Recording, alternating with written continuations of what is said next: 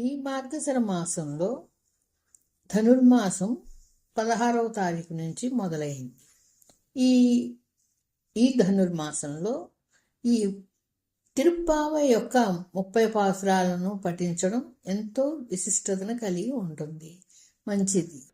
మన కోరికలను కోరుకుంటూ తీర్చమని అడుగుతూ భవబంధాల నుంచి విముక్తులను కావడానికి ఆ శ్రీకృష్ణుణ్ణి ప్రార్థించే పాసురాలు.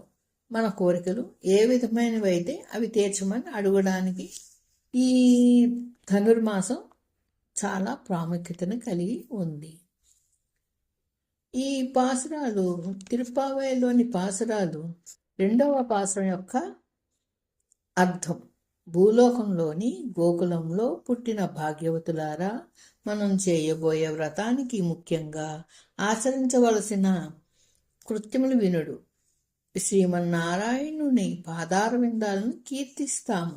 అతనితో కలిగిన విశ్లేషణ సమయాన ఇతరములైన ఎట్టి భోగ విషయాలను తలసము.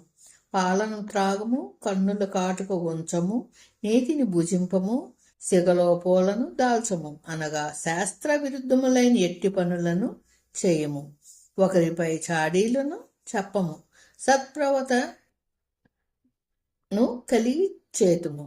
సన్యాసులకును బ్రహ్మచారులకును సత్ప్రదానము చేతును. ఇంకను ఉజ్జీవించు మార్గములు ఏవైనా ఉన్నవాని నెరిగి సంతోషంతో ఆచరింతుము. ఇట్లు ఈ ధనుర్మాస కాలమంతయు కొనసాగింతుము.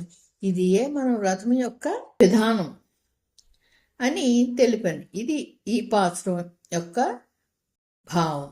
ఇది 2వ పాసురం అర్థం. జై శ్రీకృష్ణ, జై శ్రీమన్నారాయణ.